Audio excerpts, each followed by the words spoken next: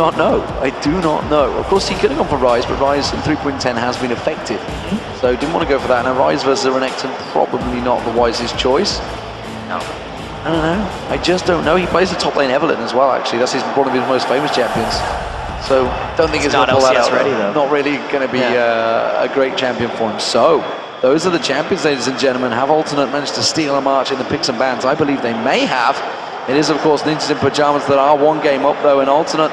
They have to try and turn this one around. Even through those picks and bans, I wasn't sure whether Aranea was looking too confident. He is certainly a player that will get very much down after a loss. So they're going to have to turn this one around. And Deficio and co, you saw them big sighs of relief at the end of that game. It wasn't like we saw EGSD jumping up, celebrating like crazy. It was just simply a, we got away with that one. Yeah, and I can just imagine the emotional swings that happened to the teams in that game, because we saw the jubilation, basically, of Alternate after they thought they'd came back, and then to just all come crashing down again. Yeah. How are they going to come into this game? Because we know that they are that emotional team. Well, if you have just joined us, ladies and gentlemen, we are already one game in.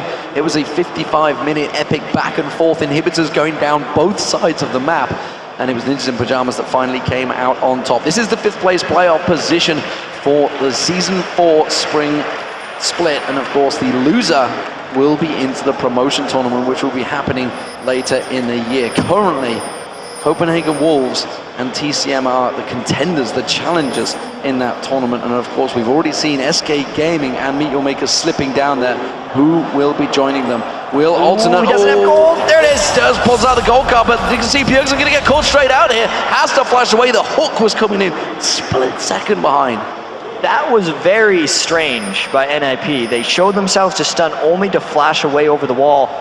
Why show yourself? Just run back around through their own jungle. I suppose they didn't want to get cut off because he did stun Blitzcrank so that he couldn't get pulled before the flash, but that is a lot of, that's a lot of stuff burned. Maluno and Bjergsen both going down flashes for really no real investment for Alternate. And that surely means that Maluno's not going to be pushing too much in that mid lane against Pharrell Lord and Bjergsen. Without that flash, he is in danger of Aranea coming back towards him in that lane. Of course, J-Ree, he could just pull the blue buff across here, and I believe that's what they're looking to do, and I'm pretty sure Alternate are aware of that. Yeah, Alternate should see this one coming as well and just run away this time. That's what you get to do with Blitzcrank, is you get to bully people early on in the game. I'm a little bit surprised NiP didn't actually just wait in one of those bushes and try to land a Zyra route across the whole team as they came in. Instead, they just decided to give all the ground to Blitzcrank. And Alternate were very quick there, and whether NiP was simply caught out of position, weren't prepared to get there. They got some great ward coverage here of the jungle of NiP. They have one at the red and at the blue, of course. Kirp is teleporting back, so he's going to be heading off back towards that top lane. Ninjas in Pyjamas will be starting off on that red buff. That's when Maloon's going to pick that up. He's going to have to try and go straight across towards Alternate's jungle, but they're going to be prepared for this. Let's see which route Aranea takes. It's funny, Aranea should actually, he could just run straight to his blue buff because he knows that Maluno is going to go there right next. There's not a 2v1 lane disparity anywhere to actually stop someone from harassing, but yeah, Kirp is going to be helping him out here, and effectively, it could just become a bit of a dance around this blue buff if all the laners decide to go in. Yeah, Yorick coming in, he's going to throw the ghouls at that bush, and he's going to catch out on Kirp and Aranea, but they may well go aggressive and turn this one round. You see, also coming up the river was Bjergsen, so he's here now, so it's a 3v2 situation to try and get and secure this blue buff. Smite is available for Aranea, but he's wisely just gone back to the red buff. Yeah, I really wonder what his overall plan was there. He knows he has no health potions, so he's going to be lower than Maluno when that happens. And unless he thought his laners were going to be stronger when they all collapse down, he should have just taken his red buff, because that effectively wastes all of the early advantages that J-Ree took by putting the wards in the red and the blue buff, and just gives the double buff to Maluno. Now, Kirp's in danger of getting ganked. He's going to have to use that flash burnt out as Maluno comes sliding in. He'd have to mash his standard Dragon Strike combo.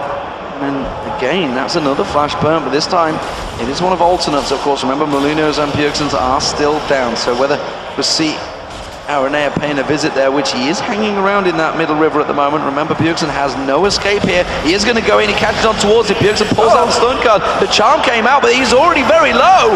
And wow, Aranea just chops him down. No assist for Pharrell Lord.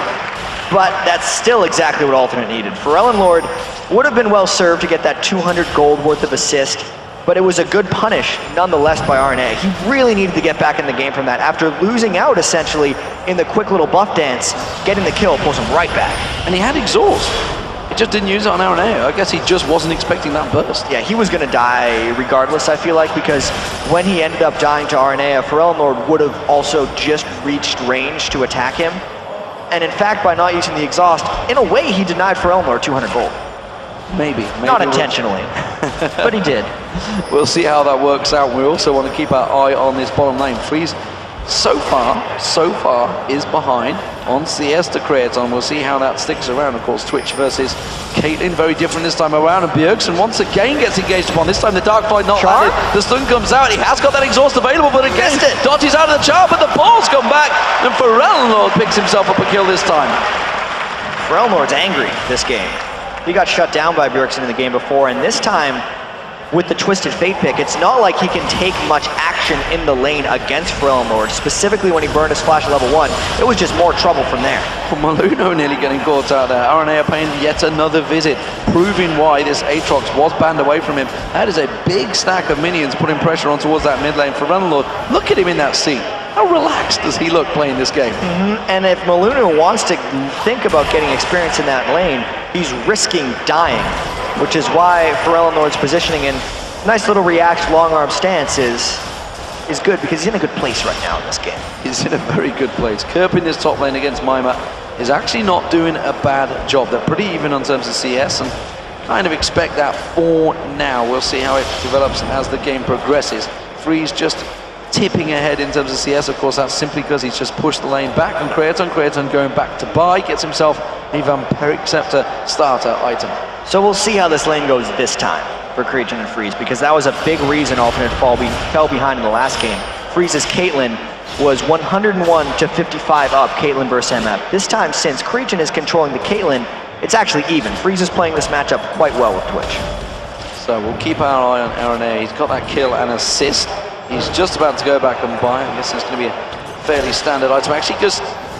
Oh, he's gone different. He's gone normally double Dorans on that Aatrox as the jungler, but this time he's got the boots of mobility already. Yeah. So I think the reason he did this is he generally does go boots of mobility, but it's a little later.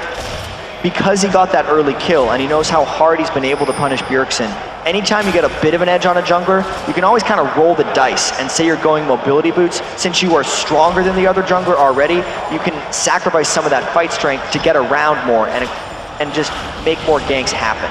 And looking at Ninja Pyjamas, they've just had, the four of them had Here wards. it comes. They'd realize how much they could get punished by RNA, and Freeze and Deficio has no flash. If they get anything on him, he's dead. He's going to lay a plan down. Oh, he's just going to face check straight in there. He gets slammed on down there. The hook doesn't find his target, but it doesn't matter. There's enough damage coming out towards Deficio. He's going to go down. It's RNA that picks up the kill. Maluno, though, he's coming around in reaction. I'm not sure they've got the damage on this one. They have a very good slow. Jamie's going to get caught out. It's actually going to be RNA. RNA gets focused down. That's a shutdown bonus for Maluno.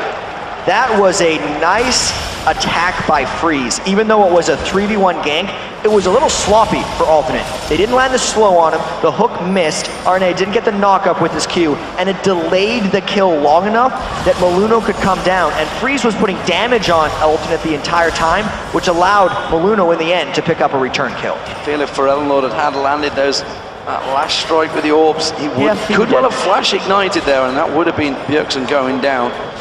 Would have escaped it. Now we're going to see the Cataclysm on towards Jay Reed. The exhaust goes down, but Freeze is close enough to put the damage down. Mana Shield is about to pop. It's already gone down. Jay Reed will pay for it with his life. And Maluno, oh, the pilt over Peacemaker from Creaton. Aatrox is coming back in there. RNA should be able to close him down, but Freeze quickly manages to stealth up and get away. Deficio, timely back in lane, lays down the plants and they back off. Very aggressive moves there by Maluno, but he's picked up both of those kills. I'm sure NiP would have loved to have it on Freeze. Bjergsen extending this fight even longer. Bjergsen going down there, throws out the wildcard, gets the stun on towards RNA, but missed with the wildcards, and that means that RNA will get away. But look at the dirty farming in the top lane. Kerp is in between the inner and inhibitor turret. Yeah, that's... This is MacNoon all over again. It's an interesting spot to find on the map. York not able to push him out of that area. And Maluno, since he spent so much time bottom lane, especially with Bjergsen using his ultimate, there's no reason for him to leave. he's just going to clean up every minion and keep Yorick completely in his turret. Bjergsen coming in towards the mid lane, trying to catch on towards Forellenlord. Maluno was pushing out, but instead does not find him. Where's Kerp going to go? He's going to go straight head to head with Maluno. He's got Yorick coming down. Mimer's going to join this fight, and now Maluno's in trouble. Instead he backs away, and Kerp is not going to go aggressive. It's a good thing Jarvan came up for the red buff there, but Kerp is just going to try to be as annoying as possible here. He's taking on 2 people right now, forcing the smite, and he's just going for some kills. He just pops the Dominus and goes full on aggression there, knowing that Mimer can do nothing against him here. He just continues the damage. Mimer's in trouble here. He's trying to get back to the turret. I'm not sure whether he's going to make it. Kerp's still putting the damage down. He can get another slice and dice in towards him. Tries to get the slowdown. Can he turn this one around? No, he can't. Kerp picks up a great kill. I don't know what Mimer was doing over there. They cannot deal with this Renekton right now for Kerp. He basically 1v2'd. Little bit of trouble. Called it. I didn't say that you were wrong with that Yorick pick. No, absolutely. I have no faith in Mimer's Yorick pick, I'm afraid, in the LCS. He may well be able to pull it off in solo queue, but here in the LCS, players know how to deal with it. Sunfire Cape almost ready for Kerp as well. Now we are seeing that, Bjergsen's going to get charmed up, and Forellenlord dives in there. Spirit Rush gets used. He gets away so low, but Forellenlord with the Ignite does get the kill on Bjergsen. And it seemed like a very timely exhaust when Bjergsen put it on Forellenlord, but it wasn't quite enough because the Ignite was able to tick through it. That just is a very difficult lane for Bjergsen, and he's not going to be able to get much help just because Mimer is done for in that top lane, and Maluno has been putting a lot of time into Freeze. So Aranea backs off. He's been successful with his gank so far, but he goes back and by. Sunfire Cape almost ready for Kerp as well. He's back in that lane against Mimer. And Mimer, I don't understand why he's coming out of the lane now. He's already proven he's just been taken down on the turret. He's still trying to put some pressure down. He has just gone back and got himself that tier. But really, it's simply armor stacking right now for him. Yeah, he's just surviving and trying to farm as much as possible. And since his lane is pushed up in the top lane, that's why he was pushing out. Kerp wasn't going to fight him on top of all those minions. He's basically trying to avoid what happened to him a couple minutes ago, where if he keeps the lane up, then Kerp can't get past him to do that in-between turret farming that ended up creating all the disaster. Forellenlord, Spirit Rush once again used on towards Bjergsen, throws out the balls, hasn't used the charm yet actually. Spirit Rush once again, there's the charm, perfectly timed as the yellow card was pulled. Oh dear, that Ahri's going to be getting out of hand at some point. At least Bjergsen's stopping him from roaming, in a sense, going to the bottom lanes because he's just dying in mid lane over and over again. Forellenlord is going to be a problem. Yeah, 0-4 on Bjergsen. Compare that to the last game on Fizz, it's very different. And Aranea, look at this, he's already started off the Dragon. Ninjas in Pyjamas cannot even contest this one, not even close to it. Alternate will take this one, a well-earned Dragon. Yeah, this looks to be Alternate taking absolute control of the map. I mean, we were wondering how they were going to recover from that disaster they had near the end of last game. Turns out pretty well. The pick and ban phase for one was fantastic for them so far, and then their execution specifically in the mid lane has been fantastic. Absolutely. So as it stands, Kerp once again dirty farming between the lanes, keeping Mimer in all sorts of trouble. And look at the CS difference that's starting to gather there. It is a huge differential in that top lane. Yeah, 111 to 65, and now Maluno's actually coming around the bottom lane, gonna be going potentially for a fight. Oh, he's just going in. J-Re extremely low right there. Freeze finishes him off, and Forellenlord goes in the mid lane as well. Bjergsen can't necessarily get that card locked in time. He is in just absolute chaos amounts of trouble. Oh! Bjergsen also taken incredibly low here. Forellenlord well in the mid lane. Close stuff. As it is, Kerp is keeping the pressure on Mimer in that top lane. He has managed to take that turret almost down because he just keeps pushing the minions in there, and Mimer's having a problem just clearing them out quick enough because he just continues cutting through those lanes, farming it out. Mimer doing what he can to keep him away. Creaton, meanwhile, in that bottom lane, of course. He's building up the CS, but he has no advantage over Freeze, and Freeze, well, he went for that triple Doran's blade build. Yeah, Freeze is definitely going for a little bit of early game pressure right here. You can see triple Doran's plus the Bilgewater Cutlass have already been taken down here. He's going to be going for that Blade of the Ruined King, and he really just needs enough power to take on Krypton 1v1 because everything else is going wrong. This is going to be a 2v2, and it's going to be Curb diving down towards Pyjamas, and Aranea comes in, gets that Dark Void down. Pyjamas going so low. He does manage to get the ultimate off there, Mimer, but Aranea is going to walk away from this one. Curb at the moment locked up, taken down. He tries to turn on towards Deficio. That dominance still ticking. He's doing a lot of damage, but he will finally get taken down by Bjergsen. And thank goodness they were able to take him down at this point. He was dominating that lane so incredibly hard.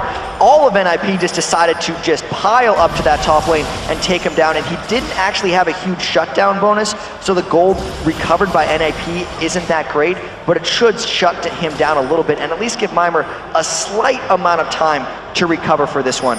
Across the other parts of the board here, you can see the rest of Ultimate still pushing up because they're not wanting to let that kill go to waste. Pharrell and Lord still dominating, Herb still dominating. Krypton's really the only person in lane so far that hasn't completely taken over, as Freeze has held on pretty well.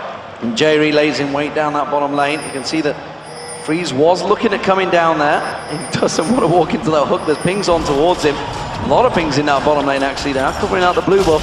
You do see Jerry coming up here, and he's not going to try and go up, not going to contest. Pharrell Lord was close enough, but not just in time. I'm actually surprised that they're still even giving Bjergsen blue buff with how much he's dying to Pharrell Lord at these points. Like, Pharrell Lord seems to be able to kill him at will, and almost giving it to Maluno would allow him to help out maybe a little bit more. They're running a real risk here of just actually getting that blue buff for Pharrell Lord. So Kraton almost got that Bloodthirster completed. Meanwhile, we do see Freeze going towards that build. What a kill is the hook coming out from J-Ree. Forces the flash away from Deficio there. That's not going to be available. We're closing in on 16 minutes so far, Jack. That one dragon picked up another charm on towards Bjergsen. Bjergsen this time still continued to be aggressive. Will land the stun. Spirit Rush comes out from Pharrell. He goes aggressive. He goes on towards Bjergsen. Spirit Rush is away, and he's gone. He is out of there, but no. The flash from Maluno gives him the 500 gold shutdown bonus. Huge amounts of gold to Maluno, but it doesn't go to Bjergsen yet again. And in a sense, NiP was able to get blue to Maluno anyway, because they did briefly give it to Pharrell and Lord, then it bounced back, and Maluno has to make things happen. They're just going right back for that buff though. They want that buff straight back. It's going to be Aranea now, double stacked in there. Curb comes in again. Curb is an absolute terror. 60 CS advantage now built over Mimer. And even though Aranea has been the beneficiary of a couple of those kills over in the top lane, so much of that power is created by Curb. Let's see if Aranea is able to hold on to that blue buff for longer than a few seconds. Yeah, I mean, the advantage he's gained is the fact that he's not needed at the top lane now. Curb is just dominating it, so Aranea is just like, well, in that case, I'll just babysit the middle and bottom lane. But then he thinks, well, I'm not even needed in the middle lane because Bjergsen is getting dumped on from a great height by Pharrell Lord. Yeah, this is one of those tough times in the jungle where both lanes are like, gank please, I need help. And you're like, you're just gonna die if I come to gank your lane, man. And exactly the same thing happened when he went to gank mid because Bjergsen died again. Words of a true jungler there, I believe. I'm sure you maybe heard a few of those times with your wonderful AD carry you had in Dignitas. Oh, the hook actually not going to land. Deficio there taken still very low. The charm comes out for Unlord, but Aranea is the one that's going to drop it. He's got his passive available. The Bloodwell comes out there. Deficio does get taken down, does fire off his passive, but not in time. And now they're going to keep going on towards this one. Aranea, he's going to try and get away. The exhaust will be enough to buy the time. The power fist from J-Ree. Bjergsen's going to keep chase. Bjergsen gets on towards Aranea. Now it's going to be a J-Ree trying to run away. Cataclysm comes out. He uses that mana shield. Is it going to be enough? Pulls in Mimer in towards the turret. Curb doing damage now. Curb could go for all of these here right now. Slice and dice across. Maluno's trying to get away from this one. Freeze is trying to guide him out. Curb will go down eventually. And what a fight. It was a 3-for-2. Eventually, NiP came out on top. And Bjergsen got another one with the teleport at the end of that. This was a fight NiP took because Krypton wasn't even there. That's exactly what they need to at least start pulling themselves back in this game, catching them essentially in a long, chaotic fight. And by the way, the blue buff has been traded around all the way back to Bjergsen. How long is he going to have it? That's about the 5th time it's traded. It is bouncing around the map. And well, while all that was happening, Kraton in that bottom lane actually continued the farming. So he now has built himself a bit of a CS advantage over Freeze, but Freeze, he was picking up kills in the mid lane, so it doesn't matter because, well, his advantage is gained. But it was an objective taken down, and now Alternate are 4-1 up in turrets. They have done a great job because it was the inner turret he took out. Yeah, getting that inner turret keeps the gold lead large for the most part. It's 6 6,000 still, and after a great turnaround fight by NiP, you would have expected it to close a little bit more. It definitely shows they need to have more great fights if they want to come back. And Alternate, their wins, their best wins, their greatest matches came from chaotic play like this. This is how it works out for them, and it's how they seem to have just developed that solo queue mentality that obviously the team was effectively created from. It was created from the highest elo players in the Europe, which was Kerp and Forellenlord. They were the original bases. I think it was, what, 3,000 elo, 2,950 for Kerp and 2,900 for Creaton, way back when elo mattered. But right now, of course, it doesn't. But the league system. The league system, of course. But what counted back then was the elo. And of course, when we saw them in Warsaw, the original qualifiers, we looked at them and it's like, that's a team of individuals. They came back in the summer qualifiers and suddenly it was a full-on team. They managed to get in, they created some great opportunities, and of course they topped the league for 6 weeks. Let's not forget that, because that's very important. Yeah. They came up against the very best Europe had to offer, and they topped that league for 6 weeks. So it's no surprise that they can turn this game around. They have a big gold advantage, they have a big tower advantage, they have the kill advantage. Can they turn it into a win? It is a best of 3, they have to take another 2 games. And they have a big enough lead to be able to take this one right now. We've seen them in this position before, in a sense. Neither of these teams have been able to close games when they have an advantage, which is how they've ended up in this promotion game. These teams haven't even been able to hold it for Alternate when they had an advantage in the league overall, as you said, top of the league for 6 weeks, and then are kind of losing it. So they are inconsistent in a larger scale, as well as individually in the games. And now with Freeze pushing the bot lane, they're almost dared into diving or just giving up some of that global gold back. Kerp is now nearly 100 CS ahead of Mima. He's nearly hit 200 before Mima hits 100. That's not good in lane. No, it's not good in any sense of the word. The thing is, this is almost what NiP did to Alternate in the last game, in the sense that Freeze was that far ahead of Creaton, but this time it's the other way with Mimir ahead of Kerp. NiP might be looking for a fight here. They're really posturing, trying to defend this turret, but once again, this is a dangerous turret to hold. There's a couple divers are looking for trouble. It's going to be the hook. It's Maluna gets pulled in there. They dive straight on top of him. Are they going to have enough damage? He slides away. Kerp goes aggressive, and he does manage to take him down. Pulls back in there. Tower dropped as well. So NiP, if they chase on this one, they have no tower support, and you can see the stun card not going to come in there. Forellenlord gets the charm on towards Bjergsen. He fires out that Deathfire Grasp. Meanwhile, at the back, they went a little too deep. And Alternate, well, they force NiP back once again. Yeah, and the timing on that death from Maluna was very unfortunate. He had the Yorick ult on him as he was trying to Cataclysm, but he died pretty much mid-flight. So he revived, lost his cooldown, but never got the Cataclysm to actually generate, which is what NiP would have needed to stick around and maybe actually turn a couple kills back on that fight. But as it was, they lose the turret and 1 kill. So, Ninjas in Pyjamas really pressed up against it now. 6-2 in turrets. All those outer and inner turrets are down, and Alternate now have the option. Oh, look at this. Aranea with that ward down. He wants to go for this one. Bjergsen just trying to buy his time, and instead he's forced away by Maluna's presence. Definitely seems like NiP is trying to stick around, but the goal lead is not participating right now. It's not helping them out because they're not able to farm. Mimir was so ridiculously shut down by Kerp. Forellenlord can kill Bjergsen by looking at him, and really it's all going to come down to Freeze. Just a sharp glance and he drops down straight away. Kerp, though, I mean, he is a brick wall. He's got that Randian Zone and Sunfire Cape. Now he's also building a bit of magic resist in there with that Negatrons and the Mercury Treads. Doesn't want to get locked down, doesn't want to get dealt with. Bjergsen's stun cards are not going to do a great deal against him. So I really don't know who's actually going to be able to kill him. They're going to have to completely focus him or just simply ignore him, in which case the rest of the team will be the focus. Forellenlord with so much damage. Oh, no. Towards Maluna. That's not what they needed. And now Bjergsen throws out that stun card on Kerp, just as I mentioned. But as I said, he's so tanky. Maluna's shadow being used there effectively. That's going to get dropped as well. So the ultimate BU news from Mima, that Omen of Death, is just not going to help them out. Too many slows landing on him there, which allowed the hook to come down. And NiP actually needs long and drawn-out fights, which don't happen when someone gets hooked in beforehand. Those are the quick, decisive, you lose fights. Another charm. The charm on towards Mimir. Is it going to be enough? The Piltover comes in. And the hook on Freeze pulls in the rat. And he had no chance now. Deficio, he's going to get focused on. This could be a very quick finish for Alternate here. They are just wrecking. And that is a triple kill from the highest KDA man. The timing on these kills could actually be enough for Alternate to maybe end the game. These death timers are 20 seconds. Maluna is the only defender. We're showing the replay, but they might actually think about going for some Nexus turrets as they get the hook that started this fight.